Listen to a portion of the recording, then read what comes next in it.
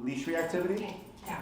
Is that correct? Yeah, he has some really leash reactivity. He had this bad incident with, I think he was about 10 months old, so like puberty age, Sure. with a lab in the neighborhood.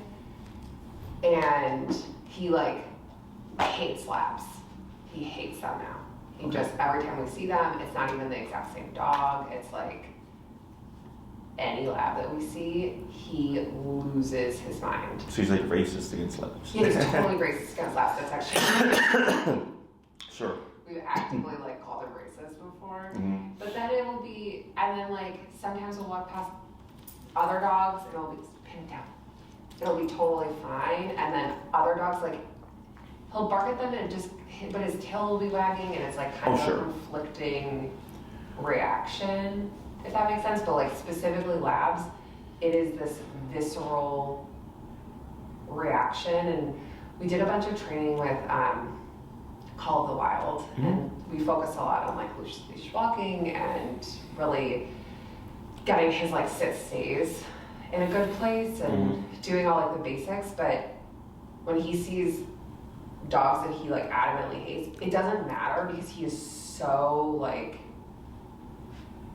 it's almost like out of body, like he just becomes a totally different dog. Sure. If that makes sense. Yeah, I know what you're talking about. It's like it doesn't even matter if I like try to get him to sit. He's like, I am going to go kill this dog if you like don't hold on to me as tight as you can. Sure. If that makes sense. Yep.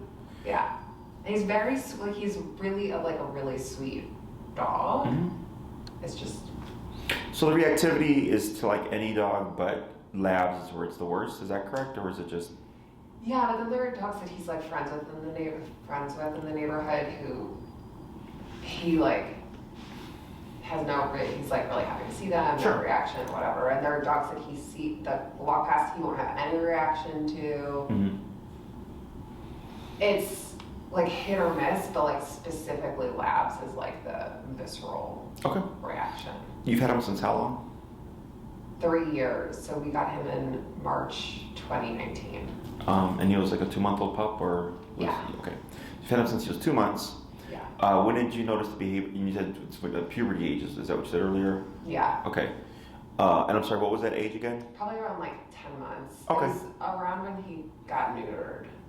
Okay. So, you have him up until 10 months, social, non-reactive. Social, non-reactive, totally. Gets neutered, and then you notice reactivity, kind of like night and day, or was it like gradually after the neutering you noticed he started to like change?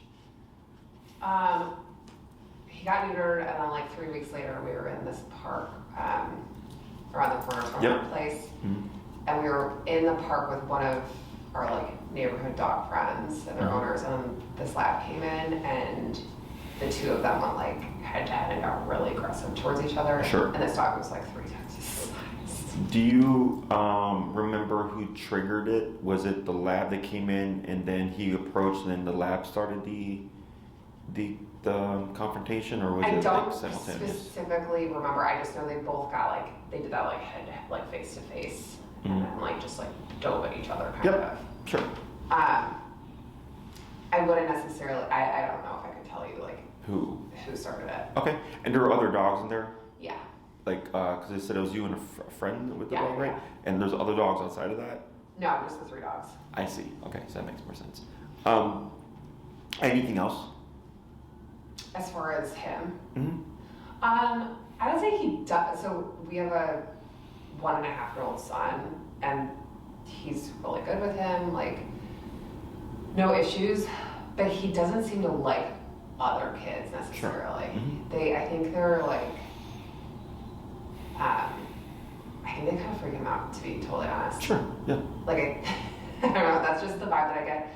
Like, we've had our friends' kids over, and one of them like took a toy out of our son's hand, and Panda like started growling, and I was like, that's a problem. Yeah. Like, what about like walking past kids or kids walking past him? Like any reactivity there, or? we had one situation where our niece, we were like standing next to our niece this summer, and she was waving her hands about, and then he like kind of like snapped. Nothing happened, but I think again it's like The erraticness. like movements of the kids that kind of freak him out a little Sure. bit. Mm-hmm. I'm like really cognizant that I think he gets anxious around little kids, Okay. so I like try to make sure that he's like close to me and I don't let them come and like approach him or Sure. anything like that because I don't want anything to happen. For sure. And I feel like a lot of little kids don't know how to react to dogs. Correct. And they assume that they're going to be like all really Friendly. sweet and friendly, and I'm like, I don't know. No, you're correct, and we'll touch on that too. So you're not wrong in that aspect. I think you're being wise and cautious, especially since you already know like there's some kind of tension there, anyways. Yeah. And I'll explain why that is as well. Yeah. So we have the dog reactivity, worse with labs, and then we have some kind of nervous, anxious energy around kids when in close proximity. Yeah. Anything else? No. Like if now we just put him in his crate. If like kids come over, I'm just like, we don't need to be involved in this. Sure. Yeah. So I'm assuming you work with Jennifer Bosnos. I did. She's the only trainer there, I think, right? And her like assistant Jasmine. Okay. So we did the 4 weeks with them, and it was really good. Like I really enjoyed working with them, but it's just this, like the 6th day is like not enough to control his reactivity. Correct. Yeah. And like I have a 1.5-year-old son, and then I'm pregnant with our second son, and Congratulations. thanks. Yeah, and You have a full plate. I have a full plate, yeah, and my husband travels a ton, Sure. and so I'm like walking our dog and our son together, and it's like, it's just a lot. Sure. And then soon And enough, he- add in a stroller. Add another one, and then Yeah. it's like he's gonna, like I just don't want, my dream, I don't even care if he doesn't socialize with other dogs, Mhm. I just want him to ignore them. Correct. It makes That's- things a lot easier. Yeah, I just want Yeah. him to ignore them, I want him to be like focused on me, like that's it, period. Okay. Is that? Yes. No. So everything that you're describing, we deal with all the time. Yeah. Okay. This is my niche. Yeah.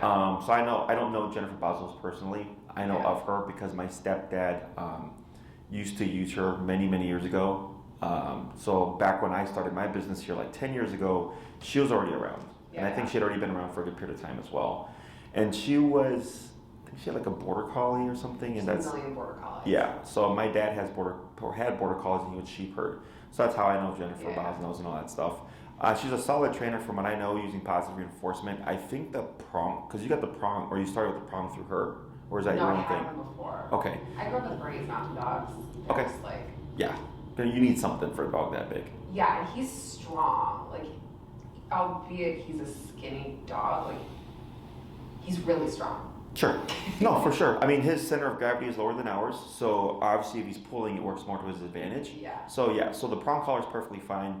It's just because as far as I know, Jennifer is like only positive, but I've had clients come from her who were on a Prong through her. So that's changed since from what I knew way back when she was training, because I think she was like. She definitely was really supportive of the Prong collar when I brought him in. Yeah, that's more, as far as I know, more recent, because way back 10 years ago, I think it was like all just positive reinforcement. Great. Yeah, so when it comes to what you're dealing with, it's not out the ordinary. Yeah. It's pretty common. Leash reactivity, one of the most common things that we deal with. Tension towards kids, not uncommon either, even if you have the sweetest of the sweetest dogs. And when it comes to the reactivity, have you used your Prong collar to address the reactivity, or are you using it more so to give you leverage over him? Yeah, I mean, she taught me how to properly, like, reinforce with the Prong collar. I guess I don't know what you mean by that. So, let's say you put him in a sitting position to keep him from becoming reactive, right? It's a preventative approach. If he's sitting, he can't be reactive, technically speaking. Yeah. But if he breaks that position or goes into reactivity, have you used the Prong to correct? Yeah. Yeah, so you've popped him on the Prong or like yanked on the leash. Yeah, and she taught, like, the way that Jennifer taught me was that it's like pulling up almost like this way, I guess. Forward? Like Okay. up and forward, yeah. Okay. Or, here, piece it. So she taught taught me that it was like this. I don't know if that's right. Interesting. Okay. Good. So the issue with prong collar is that it takes a bit more technical skill. Yeah. So you're in my opinion, it's like half and half. Yeah. It's half correct, half incorrect. We do pull straight up. Okay. But we don't do up and forward because Okay. the dog typically is lunging forward, so I don't want to help them out, right? Yeah. So I usually pull straight up because the way a dog's body mechanics work is since they're long ways, right, and you're at the very end of their body here, if they go and you pull up, they can't push against it, right? Yeah. If we pull back or up and back, you actually create more reactivity. So that's with any tool that you use, we never want to go backwards, right? Yeah. So it's always straight up, but when we go straight up, in that sense, you're more so just containing the situation and not necessarily correcting him and telling him, I don't want you to do that, and then don't do that again. Yeah. That's what's missing there, okay? So like I teach my clients a similar thing. I always tell them pull up, not back, to help them contain the situation, but not as an answer for the reactivity. Yeah. Does that make sense? Yeah. So if using a prong collar to correct a behavior, it would look more like a quick snapping motion to create this kind of movement with the prong collar. Because a prong collar is meant to mimic a dog bite. That's why it looks the way it looks. Oh, interesting. Yes, okay. So when people look at it, they will think, oh my God, it looks like a medieval torture device, right? Why would I put that on my dog? And like, it's actually meant to mimic a dog bite. That's why it looks the way it looks. Because dogs bite each other. It's how they correct their puppies. It's how they correct each other. Yeah. This is a dog bite here. This is 10 stitches, so here, Oh my God. yeah. It's a Great Dane. This was a dog that did not want to go in a kennel. Okay, he wasn't an aggressive dog. He's a big dope. He's a big goof. He still comes for daycare. He still comes for boarding. But what happened was he was here for a 4-week board and train. Within 3 or 4 hours, this happened. So I did my training with him. He was doing great. I hadn't had a dog that big before because he was 150 pounds. He's a big guy. Huge. So I was like, let me see if he'll fit in our kennels. And ironically, he wouldn't fit in the kennel, but I still got bit. So when I was loading him in, he got scared. He had never been put in a kennel before. He was in a completely new environment. So he wanted to stop me, so he bit my hand in response. Okay? So very simple behavior that I was doing met by a very severe consequence, so to speak, right? Yeah. So dogs bite each other both to correct themselves and humans. Yeah. They also use it as a sign of affection. Some dogs will like nibble on each other, nibble on the owner.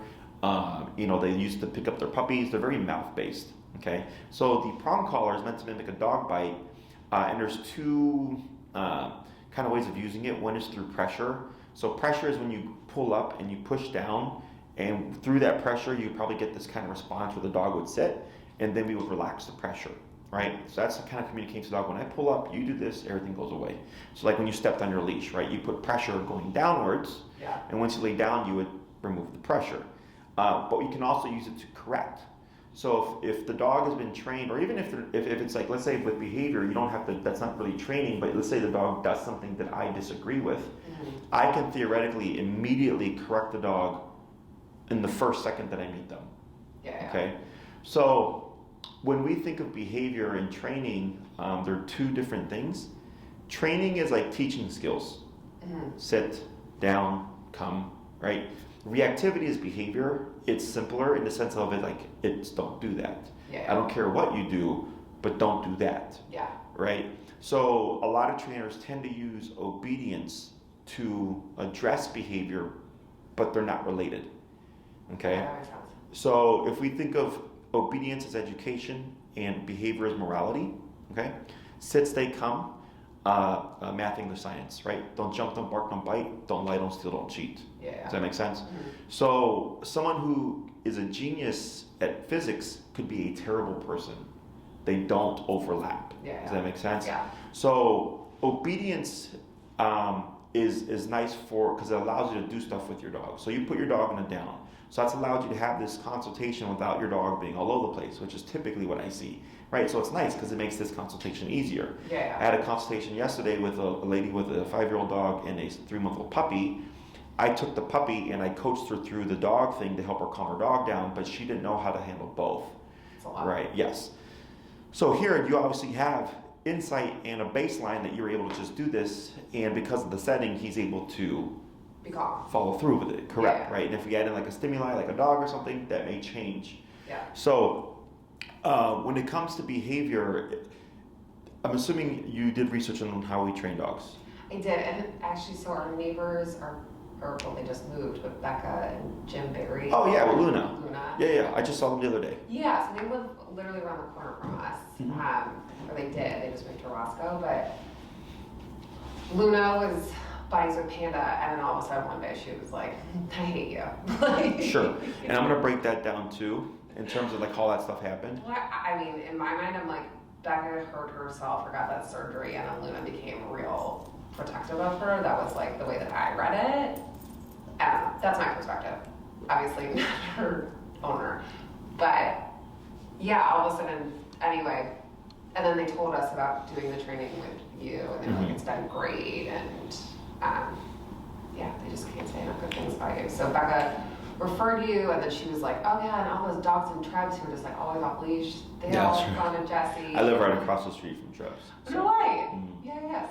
So it's funny because I'll walk around and I'll see like the clients and stuff. Yeah, and yeah. Like, hi. So yes, Luna had both dog and human reactivity because she was a nervous case. She's come a long way. I remember within the week she had stopped a good chunk of the reactivity. But she was a simpler case. Like we get cases like all over the place. I have a case right now that he's on his 4th class, and I'm still I like know what the answer is, but I have to work the owner through all the steps so that when we get to the answer, like it's not like a shock to the system. Okay, so they did, of course, e-collar training. Yeah. Are you familiar with what the technology is? E-collars? Yeah, we actually have one at home. Like we have 2 at home. Did you get them off Amazon? No, I got them from Chewy. Okay. I don't know. Is it a yellow remote? We have one with a yellow remote and one with a black remote. Okay, is the yellow remote like a circle? Yeah. Okay, and then the black one is it Dogtra, or is this like Sportsman, or? I can pull up my Chewy app. Okay. So he's actually not like the e-shock, but just like the vibration, like really it is enough for him to kind of like be really calm when people come over. He has a tendency to like jump on people when they come over and just like, get really, really excited. So Sure. I kind of had it for him to just like, I put it on him when people come over, and then he's like super calm and like a lot more polite, basically. But I've never had formal training with it, so I actually don't know what I'm doing. Okay. If that makes Fair sense. enough. Yes. Too. Like I'm completely comfortable with it. He's really responsive to it, but neither of us know what we're doing. Okay. So I'll explain how all that stuff works. Yeah. So e-collar, in my opinion, is the best training tool. Okay. Yeah. Because it's the only tool that guarantees off-leash control.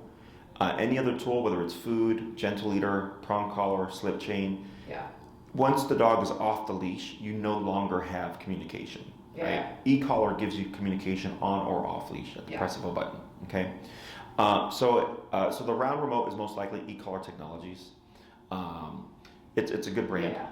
Yeah. I always ask because people usually get walk in with a $40 remote from Amazon, and I'm like, you're gonna want to return that because it's garbage. So a professional grade e-collar is much like a TENS unit, if you're familiar with TENS therapy. No.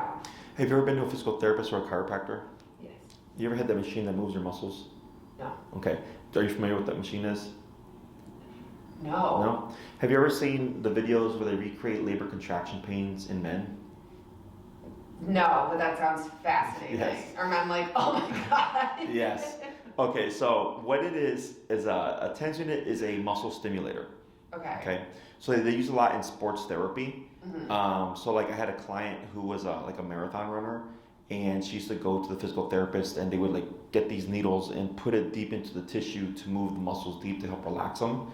They used to help break up muscle scar tissue because they can create very strong contractions in the muscle. Yeah. So if I had it on my arm, you might see my arm doing this involuntarily. Got it. Because our movements are all electrical based or whatever, right? Electric signals from the brain. So it's a muscle stimulator is the TENS unit. So the e-collar, or a professional grade e-collar, is a very much similar technology where it's just a muscle stimulator. Okay, wait, yeah, we have the Educator by E-Collar Technologies. And then,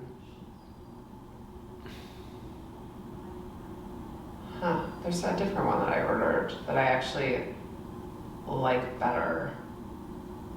Just because I felt like the E-Collar one kept on breaking.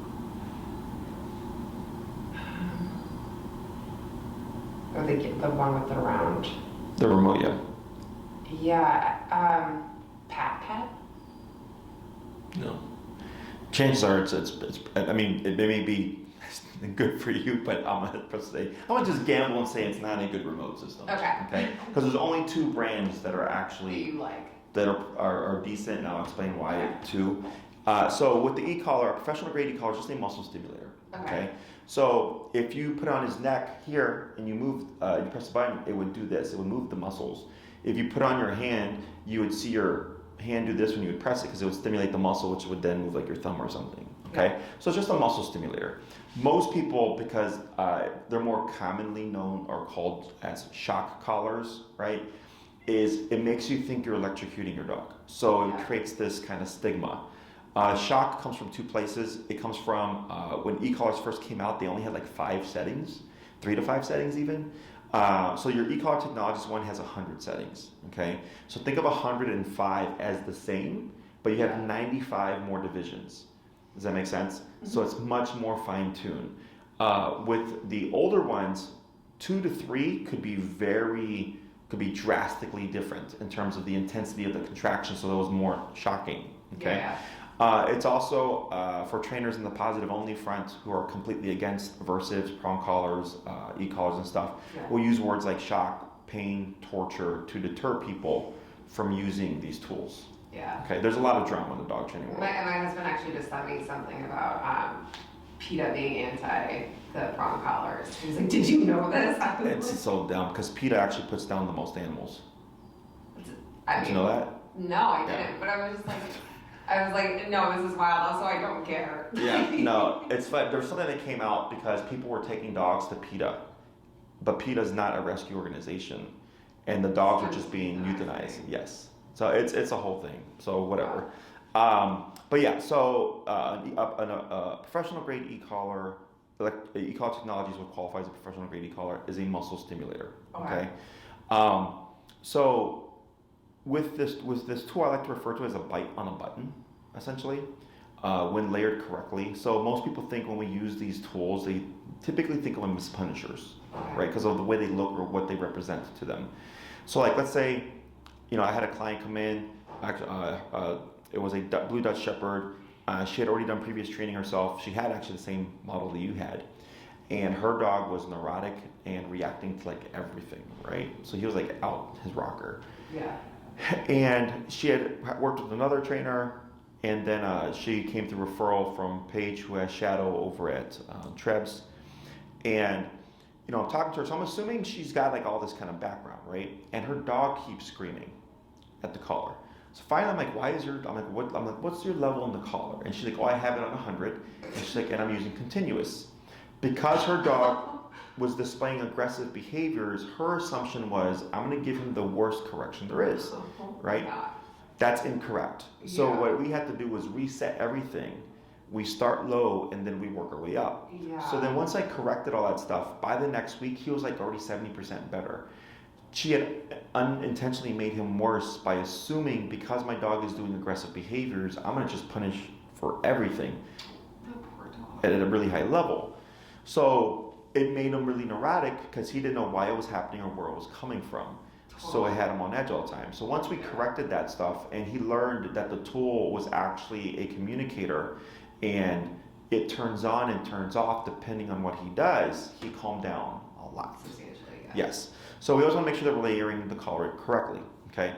So with the reactivity here, this is going to be a little confusing because we've already talked about obedience and how they're not related. But the first thing that I would do here is, one, it would be remote collar. We don't use the vibration function, we use the stim function, okay? Because the vibration, even though like you're like, it kind of snaps them out of it, right? Yeah. Is that it's a flat vibration. There is no changing the intensity. Yeah. Plus, it's not an aversive. It's simply a neutral sensation. So what happens for some dogs, the vibration will be okay in the beginning, but then over time, They get over it. yes, they don't care about it because it's nothing bad, so to speak. Okay.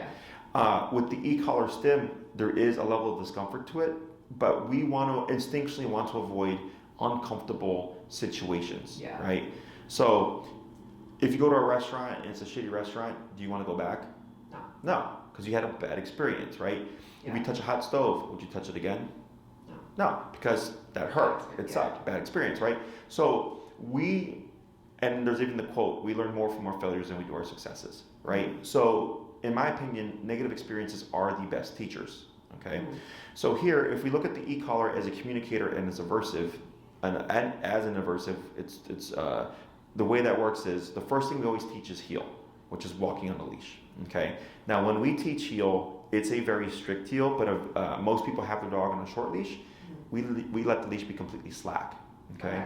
So if you're walking with a completely slack leash and you're walking through a PetSmart and you're walking through the neighborhood and you're walking past the dog and he is at your hip with no tension, what does that tell you? He's calm. And he's learning, right? He knows or has learned what to do. So the reason why we teach heel first is because it's teaching the e-collar in a non-confrontational manner. He is being disciplined outside of the problem. We tend to want to target the problem.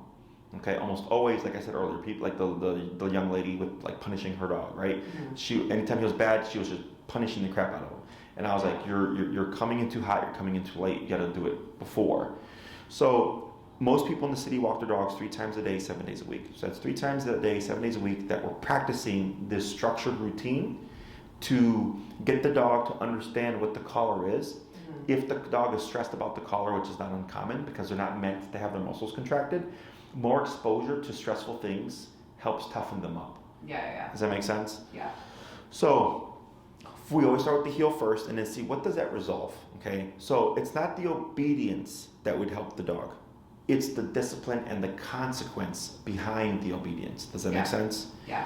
So let's say I come to a stop, he forgets to automatically sit, okay? Because he'll just walk with me, stay with me, sit when I stop. So if I come to a stop and he forgets to sit and I tap him on the collar and he sits in response, that's consequential, right? So then he's like, I got consequence for just forgetting to sit down.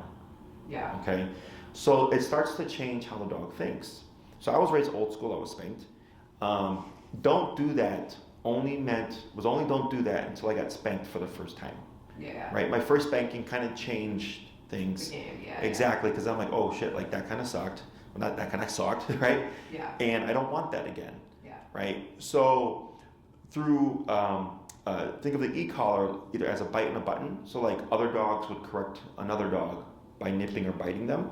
So like let's say you went to the dog park, a dog tried to mount him, and he turned and snapped at that dog. That's not aggression. That's him correcting a dog for mounting him, right? Yeah.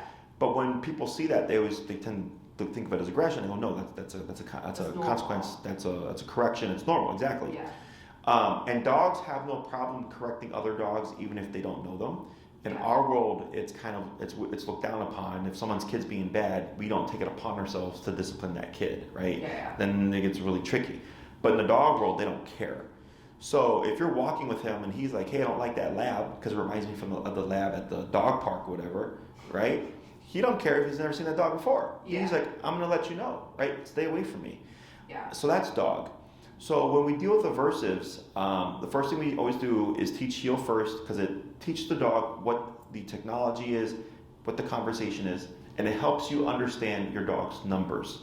So if you look at your e-collar technologies, right, and it's 100 levels, 20 could make him heel perfectly, but then when he becomes reactive, 20 has no effect, okay, because he's adrenalized, he's under stress, he's too intense in the situation, that you might need as high as 40, 50, 60, or even higher to stop or cut through that mentality. Okay, to tell him like, hey, cut the shit, don't do that again, right? Because the consequence has to match the behavior. So that's why you're falling short with what you have right now, because if you're using positive reinforcement, well, if he's too stressed in the moment, he's not going to care about the treat. He like literally doesn't care what I'm doing or what. Right. With your palm collar, which is better, it's like a step below the e-collar, you're unable to match the intensity. Yeah. Okay? and that's why that's falling short. The prong collar is a great tool, but I get a lot of dogs, clients that come in with it already on the dog, like it doesn't work, and go, yeah, because your dog is up here, your prong collar is down here, we need something that comes up here. Yeah. Okay, so that's where e-collar comes into play, because it's all at the turn of a dial. Yeah. So I can whisper and I can yell, that's what I tell people. So once he starts getting his language, meaning physicality, being bitten, right? Yeah. Things start to change, whether on their own. So I get some client, like Luna was one, where I remember if you look her up on my YouTube channel and you look up Luna, you'll see us at like Oz Park, and she's like lunging and barking at me the whole time. I coach Jim through it to calm her down, just so we can have a conversation, but she'll repeatedly trigger. We had the first class, and then at the beginning of the second class, he's like, I've seen no reactivity from her. That's awesome. Right? That's literally 180 after first class, right? Yeah. And I get other clients that are not like that they take a couple of weeks before we can actually get to the point of what's the solution, right? So every case is different, but the healing exercise, even though it's obedience related, it's meant to layer the foundation for the reactivity. Sometimes stuff just goes away on its own through actual consequence and discipline that he understands. Or sometimes it's like, hey Jesse, we're doing the healing stuff, he's great, but he's still triggering. Then I go, okay, not a problem, this didn't work, so now we're gonna go about it this way. Does that make sense? Yeah. So, and I forgot this part, but to explain where he's coming from behaviorally, when you're like, oh yeah, we went to, he got neutered 3 weeks later, we went to the dog park, and he was a lab charged in. So what most likely happened is, since it was you and your friend's dog, they became territorial over the space. So when the lab, because that's why I asked were there other dogs there. Yeah. Because if it was them and like 5 other dogs, it would have been a community setting, and I wouldn't think that territorial would be there. I think this is like just me being an insane dog owner, but like, so the dog that we were playing with is this dog Blue, and then this other dog Stout is like separately friends with Blue and like has play dates with her, and then like Panda has play dates with Blue. I think, I don't know, I'm like, was there some weird territorial thing between the two of them? Yeah, that's why I was like, when the lab came in, if it was just you guys and it's everybody that like knows everybody, and then this random dog comes in, to me that seems territorial. Okay? Yeah.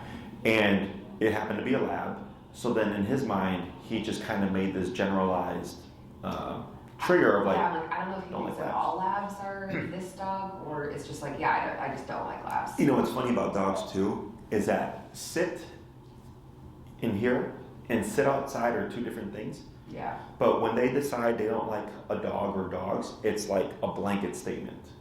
You know? So weird. Yes. It's not uncommon. It's more common than you would think.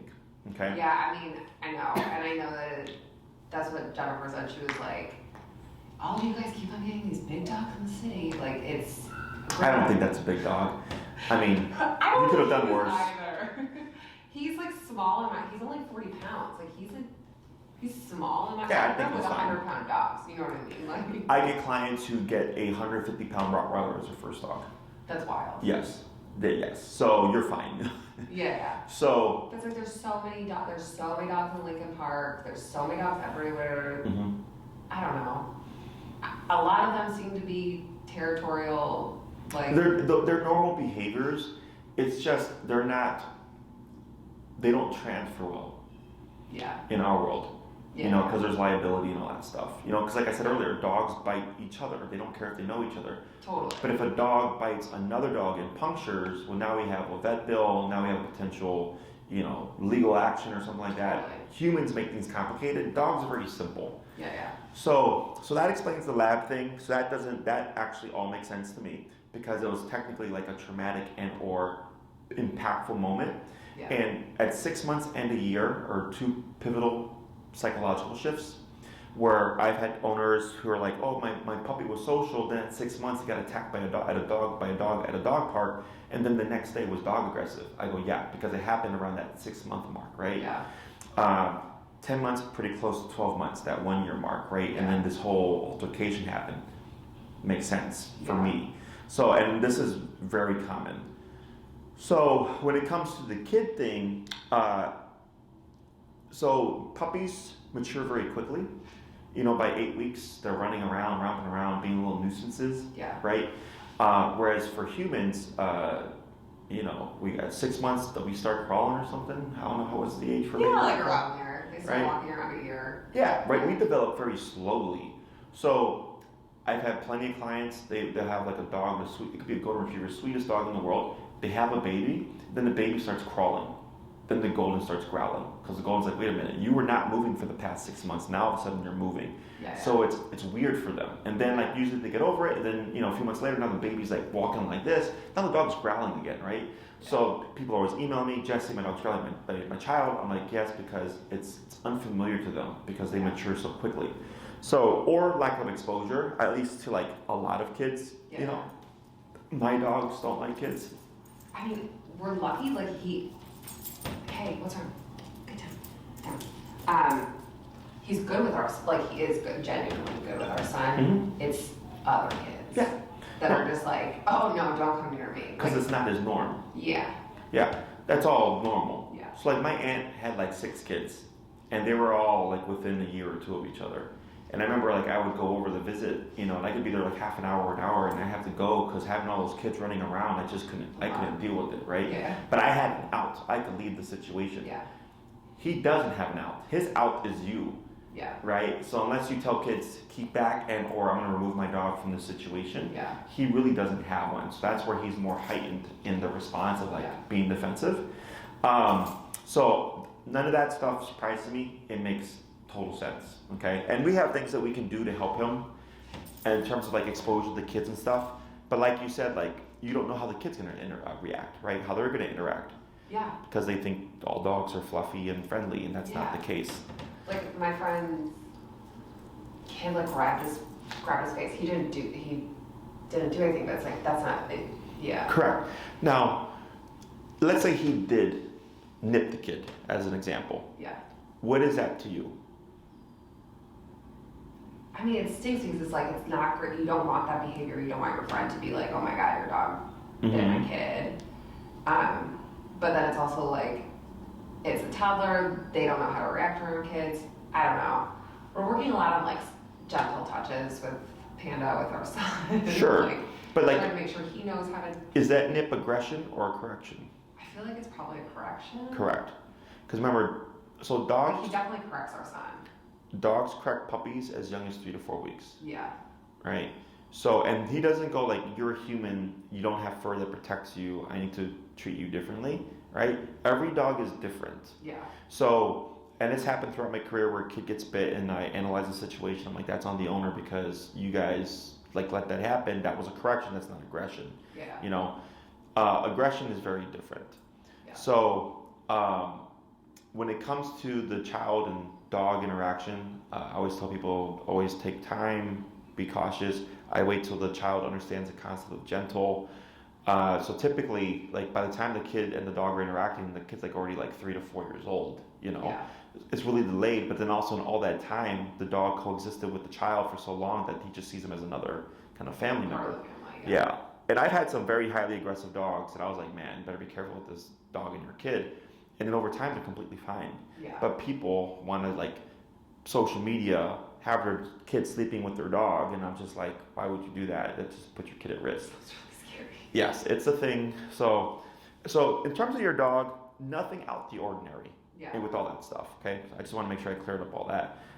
So when it comes to how we address the situation, the approach, length of time, and everything, it comes down to how much you're wanting. Okay. So earlier when you're like, I don't need them to interact with dogs, I need them to just coexist, right? That's always the easiest, that's always the baseline minimum. Yeah. Okay. When people stack on, I want my dog to socialize, I want my dog to, like people, it prolongs the process, which is fine. I mean, that's what we do. But it's also much more work, right? Yeah.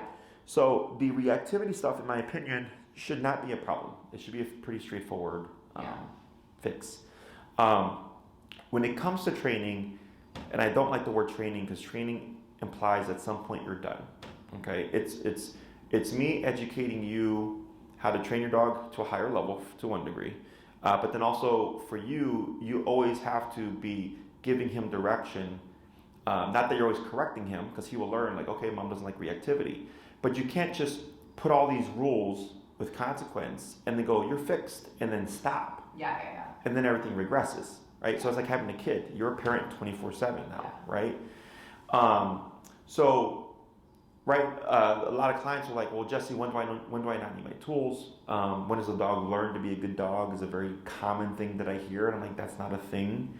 That's a human thing. Yeah. Or they're like, oh, when do I not have to do this with my dog? And I'm like, what do you mean? They're like, yeah, he should just learn and just like choose good things. And I go, that's not what dogs do. Dogs are animals. Yeah. He will be a good dog because you're making him be a good dog. Yeah. Okay. So. And I feel like he's like really I feel like he's really receptive to.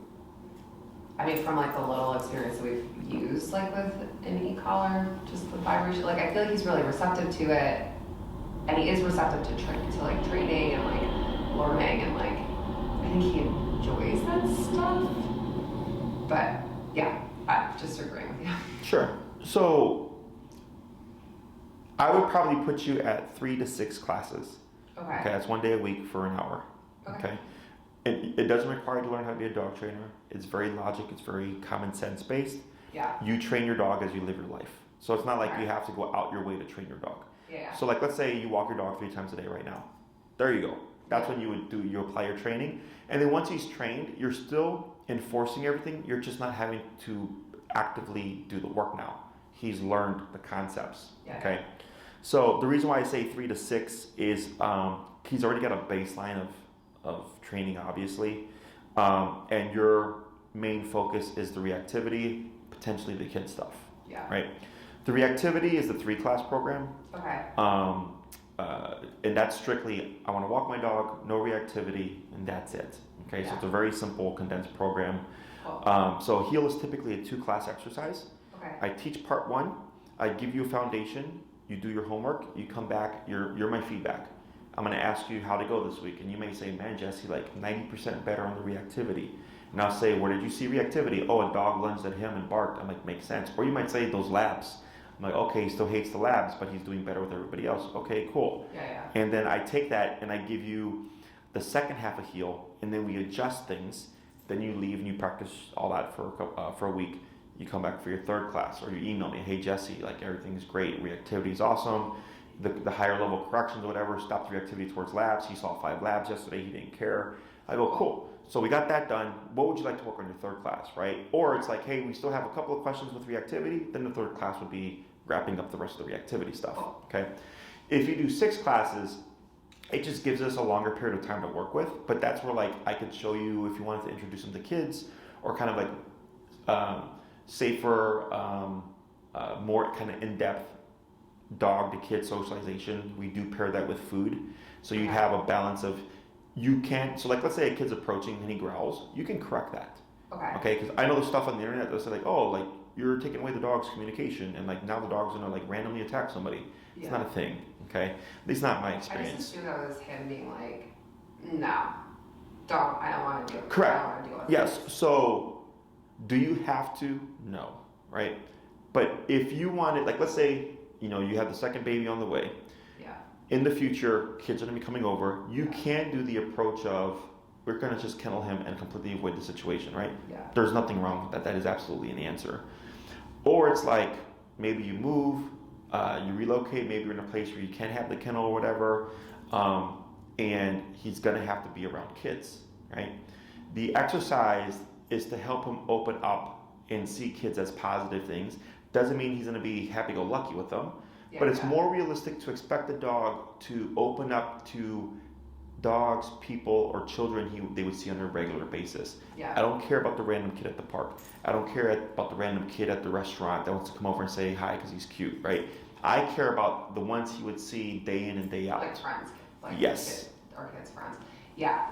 One of the things that I am like weirdly worried about, I hope our kids don't do this, but like we go over to my in-laws' place and they usually do kennel their dog just because it's like their dog is jumping up on the table, like eating stuff that's like really poorly behaved. Mm-hmm. And they'll put it in the kennel and then all of a sudden like Huck will be downstairs and they're like, "Oh, like Fiona, why'd you let the dog out?"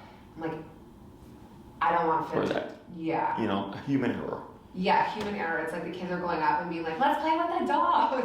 Yeah, no, for sure. Like those are all very real things. Yeah, I'm like, I've seen it happen with my family, so I'm like, what if that happens? And then it's like, I can't always be protecting him and being that buffer, you know what I mean? No, you're absolutely correct. So when we, like, I get very intense aggression cases. Okay? Yeah.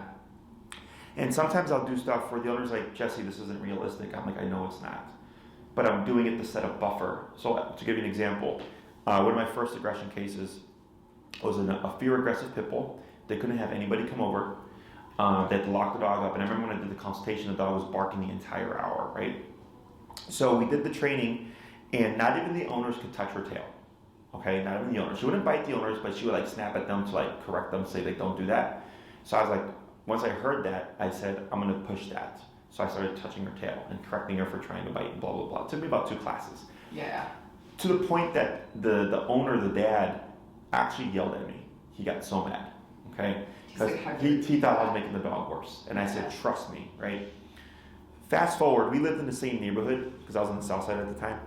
I ran into him in a bar, okay? He comes up to me with his fiance and he's like, hey, Jess, he's like, I gotta buy you a shot and a drink or whatever. He's like, I gotta tell you something. So there's this thing called Pilsen Fest. Yeah. So he had taken his dog Alaska to that festival. So remember, she couldn't go anywhere. Nobody could come over. Yeah. After our training, they were having parties or having people come over. Right? She was fine. She because they had a very social life. It was the dog that was preventing them from being social, right? But they actually had a very like outgoing life. So once because they had such a social life, they got their dog over things very quickly. So he's like, hey, we're in Alaska. We were at, hanging out at a friend's house. We're up front on the stairs, and she's doing great, right? And this kid runs up randomly and grabs her tail, okay? And everybody just like was ready, and she didn't do anything. That's so awesome. He was like, you saw her tense up, where she's like, who the fuck is this kid, right? And the kid let go and ran away, and nothing happened. Yeah. And I said, I was like, that's why he did it. I was like, that shouldn't have happened. Right? Adults or people, whatever, should have been aware of like, who's this kid? Because they didn't even know whose kid it was. Yeah. Right? But I was like, shit like that does happen. Yeah. I had a client, this did not go as well. He was walking with his dog. His dog was human reactive and human aggressive, meaning he'd walk outside, his dog would lunge at people, right? Yeah. We got that addressed. That wasn't a problem. I couldn't make his dog like people. Okay? We did exercises, but his dog ultimately didn't like people. And I said, that's fine, but at least you can have as normal as a life you can with your dog. He was standing on the corner of a light, waiting for it to turn green. His dog was at his side, minding their own business. Somebody randomly came up behind him and just started petting his dog. The dog turned around and bit the person in the hand. Okay. I don't understand people. Yes. So it was funny because the person yelled at my client, telling him he was an asshole and all that. And he's like, if you would have told me, I would have just told you not to touch my dog because my dog doesn't like people. And it was this whole big spiel. So that's why, we do stuff, like as you said, to set a buffer for other times when you can't be that buffer. Hopefully it never happens. And then also hopefully that when we do that, everything kind of kicks into effect and it's like, okay, cool. All that work helped. There was a potential situation, but everybody's fine. Yeah. Yes, human error, not just our human error, your human error, right? Just other people's human error. So the 6 week just gives us a little bit more time. We can work on the kid stuff. That's not a problem.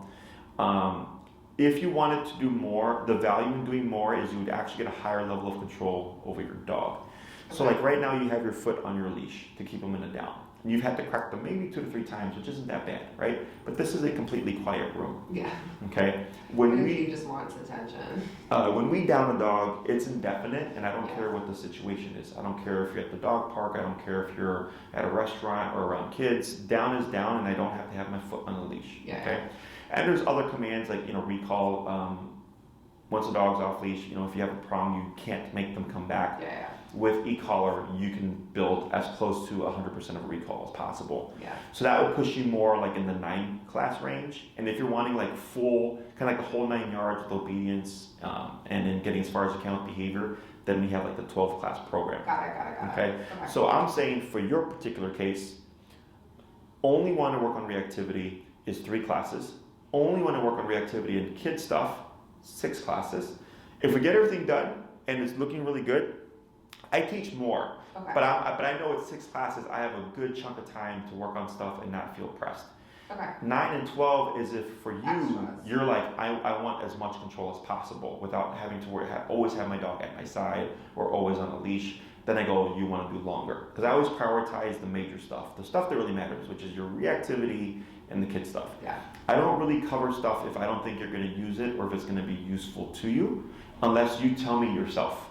Like, hey Jesse, I want to learn this. And they go, okay, you're paying me, you're calling the shots, this is what we do. Yeah. Could I sign up for 6 and then if we're like, hey, let's do some more, we could do that? You can. The only difference is we don't prorate the programs. Okay. So if you did 6 and 6, it would be 2,000. Okay. If you commit the 12 up front, I think it's like 1725. Okay. Okay, the reason why we do that is at this point in the year, I get very busy. Everybody's getting puppies. Yes. Yeah, last year was ridiculous. Both me and my other trainer were booked up. I'm on my 3rd trainer now. Okay. It's insane. So it helps Maria because we pre-booked my calendar. Yeah. So you would get a time slot, right? Okay. And then that would be like, let's say, what's today? Monday. 9 for some reason. I'm just like, I don't know. That sounds like nice. 9 is a nice middle ground, more often than not. Yeah. Because you already have a solid foundation, you would get further than the average dog owner. Okay. If this was a completely blank slate, I would say Yeah. for sure 9 because I need to teach you, but you already have an idea of what training is. Yeah. He already has an idea of what training is. We're just making it more meaningful. Yeah. Okay. So like let's say if you did 6, you pick a time with Maria, that would be your time for 6 weeks plus 1, so 7 weeks. Mm-hmm. But then if somebody else needs that time, and Maria would pre-book them at the end. So then if you come back like I want 6 more, well now she's got to rebook you all over again. So there would be a gap. Exactly. Yeah, that makes sense. So Separate question. We do have a dog walker during training. Should I not have him on a dog walker? doesn't matter It doesn't matter. because dogs are by association. Okay. So what that means, like kids. So growing up, my mom was very strict. When I would go to my grandma let me get away with stuff. So I would alter my behavior depending on who I was with. Mm-hmm. Also, if I was with my mom and my grandma, I knew my mom wouldn't discipline me as strictly because my grandma was there. My grandma would intervene. And I'm the first grandchild. Okay. So does that seem familiar to you? That kind of dynamic of kids, dogs are the same way. So the dog walker is their own thing. If they reinforced it, hey, it'd be great. Everybody would be on the same page, but it wouldn't impact your training. Okay. I get clients who train with me, they'll leave for a month, nobody does anything with their dog, and they'll come back 15 minutes later with the e-collar, the dog's back to being normal. Yeah. Okay, so once you do e-collar work, it's like night and day difference from like any other method of training. Okay. Other questions? No, that was really my main question, was about the... It's a pretty common one. Yeah. Anybody who's going to be involved in the training is more than welcome to be a part of it. I know I think you said your husband travels a lot. Yeah. He's on trial in West Virginia right now, so... I gotcha. It's just me. I'm really, he's really my dog. He's my dog. Sure. So I'm the main one who needs to be working with him. Sure. All the exercises are fairly simple. For the most part, let's say you come to class, we do the session. For most things, you don't have to set aside extra time. Okay. Let's say you're gonna, right now I like to use your down command while we're having this conversation, right? Let's say you're at home and you're gonna watch some TV for a bit or whatever, you can practice your place command or your down command using the e-collar. When you go on your walks, you're practicing the heel, right? Yeah. The only command that really requires you to go out of your way would be recall. Okay. Because you gotta go to the park, let them exactly in Yeah. practice, so that requires a little bit more work. Yeah. Obviously, if you're wanting to work on the child stuff, it would be whenever there's any kids around, hey, I have that exercise Jesse showed me. I'm going to practice that exercise, or you can set up times to do it. Yeah. Because if you do it infrequently, like let's say you do exposure to kids once a month, for example, you're probably not going to get very far too fast because it's once a month. But if you had kids over 2 to 3 times a week, that's plenty of opportunity to practice and rehearse that exercise that if he's going to change his mind on how he views kids, it would happen much more quickly. Yeah. Now, I can't make him like kids. It's kind of like I tell people, 10 years ago, I didn't like sushi, right? And then a friend of mine like took me to an all-you-can-eat sushi place, Yeah. and he's like, try the Godzilla roll, right? He's like, it's cooked because I thought raw fish was gross, Yeah. right? He's like, try it, it's cooked, right? And I loved it. I love sushi now, nigiri, sashimi, all the stuff. Yeah. But only I could change my opinion on it. Yeah. Does that make sense? Yeah, because people are trying to shove it down your throat. Yeah. If you don't like something, you don't like it. Yeah. That's you to decide whether or not, how you feel about it. Dogs are the same. If he's like, hey, Ma, I don't like kids, and you do 100 exercises, and he's like, Ma, I still don't like kids. You don't like kids. But now, if your level of control is up here, you're not always having to have them tethered to you. Yeah. Because it's like you have stuff to do. There's going to be more kids. Having a higher level of control allows you more freedom with your dog. Totally. Obviously. We're actually starting soccer lessons this weekend at the Churchill Park. Mm-hmm. You know where the Churchill Dog Park is, right along the 606. Gotcha. Oh, yeah. Is that Bucktown? Yeah, Bucktown. Because there's that outdoor park there. Well, actually, I think it's moved to the Ashland Park where there's that other dog park added to 606. Mm-hmm. But anyway, I would love if you could come and just sit on the sidelines, Yeah, that's perfectly. that's a realistic expectation. And that would be nice. And that might be a good training area for him. Yeah, it's good exposure. Yeah. So when we get dogs that are antisocial, we tend to withdraw. So the client I mentioned earlier with Alaska, they were social people. Yeah. Their dog did not allow them to be as social, right? But once we got her over that stuff, now they take her everywhere, right? Yeah. And that's a rare case because she had high level fear and aggression. Yeah. But she became super social, right? Which is not very common. Most dogs kind of fall somewhere in the middle. Yeah. But so once you have that ability, because you start being more social with him, it allows him to start going okay, kids aren't bad. I see them once a week. They're kicking this thing around and it's whatever. It's totally. So most people. Do you feel like the pandemic screwed dogs up? Yeah. For sure. Absolutely, 100%. Antisocial, territorial. I've said that. Separation. I think there's a direct correlation. Yeah. No, for sure. Because I know, we were around our nieces and nephews all the time before the world shut down, and then I was pregnant, and it was really scary with COVID. And it was nobody was coming over. The shutdown impacted everybody, even humans. Yeah. Well, yeah. There's people that just were they're antisocial and all that stuff, and that just made everything worse. Yeah. So I think we're over time. I have one more at 1:45. But in terms of, to wrap up here, 3 to 6 is for the baseline key stuff that you want. If you want more, 9 is a good buffer. It's a good, hey, we got a good chunk of time. You've already got foundation down, so you're going to progress faster. And if it's just, you want to just have the absolute 100, as close to 100% control as possible, then 12 is also an option. Okay. But 3 to 6 is the minimum. Yeah. Okay. The e-collar that I recommend, so the reason I don't like e-collar technologies, one, you were your brake was not working. It broke really fast. Yeah. Is the way the stim is delivered, in my experience, has made dogs a bit more reactive and or aggressive. Okay, so I stopped using it a long time ago. I use the Dogtra brand. The model that I would put him on, and Maria will send you this information, is the Dogtra 2300, which is meant for a 70-pound dog and under. Okay, so obviously he's well within that range. And it's more so in case when he becomes reactive, you'll have power if needed to shut it down. Yeah. Okay. All it means is stronger output, which means is stronger contraction. Okay. Anything else? No, that sounds good. He's getting real comfortable. If you have any other questions, feel free to reach out. Please allow Maria a 5 to 7 day business turnaround, just because since you submitted your form, others submitted their form. Yeah. But once you're on the calendar, you're on the calendar. It's not the same process. And then do trainings here, or? So we do a mix. So right now, most of our clients are traveling to us here because during winter and spring, it's either snowing or raining, right? Once things get really nice, we transition to Oz Park and we just train outside, which is nice for most stuff. Yeah. For anything that we'd be doing behaviorally, let's say the kid stuff, we don't need distractions. We could work here. But obedience-wise, clients like it because they're in the middle of distractions and they're learning how to train their dog in a real-life situation. Yeah. So so it just depends on when you start your training. We may be at Oz Park already. or we may still be here, but Maria will fill you in and all that stuff. Cool. Okay? That sounds great. Otherwise, it was a pleasure. It was so nice to meet you, Jesse. And if you're curious on what the process looks like, if you go to our website, lesson ones are always